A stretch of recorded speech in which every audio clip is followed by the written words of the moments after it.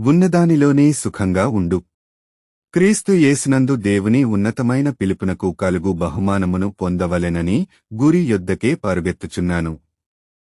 ఫిలిప్పీయులకు 3:14 దేవుడిచ్చే ఉత్తమమైన వాటికంటే తక్కువ విషయాలతో జీవితమును సుఖముగా వెళ్లబుచ్చటం సులభమే.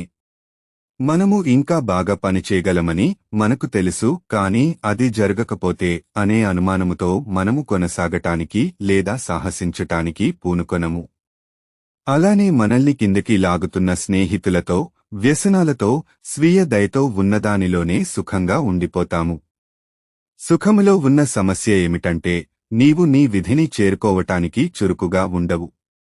దేవుడు నిన్ను ఉన్నతంగా తీసుకెళ్లబోతున్నప్పుడు అది నీ పిలుపని అనుకుంటున్నావా? లేదా వీలుకాదని ఊరుకుంటున్నావా? అనేది నీవు ఎంపిక చేసుకొనేదే. సుఖానికి సర్దుకు పోవటము లేదా అవకాశమును బట్టి విశ్వాసంతో కొన్ని అడుగులు ముందుకు వేయటము అనేది నీవు నిర్ణయించుకోవాలి. అది ఒకవేళ నీకున్న సంబంధంలో ఆ పని చేయవలసి ఉండవచ్చు, లేదా ఒకరిని క్షమించవలసి ఉండవచ్చు, నీకున్న భయాలు, ప్రజలు ఏమనుకుంటారో అనేవి నీవు ఉన్న స్థాయిలో నుండి కదలటానికి కష్టంగా అనిపిస్తోంది. అయితే దేవుడు నేను కోరినది నీవు చేస్తే, నేను అడుగుపెట్టి నీకున్న అడ్డంకులను అధిగమించడానికి మరియు మీ పిలుపులో ఉన్నత స్థాయికి ఎదగడానికి నీకు కావలసిన అతీంద్రియ శక్తిని మరియు ధైర్యాన్ని ఇస్తాను అని చెబుతున్నారు. ఈ విధంగా ప్రార్థన చేద్దామా?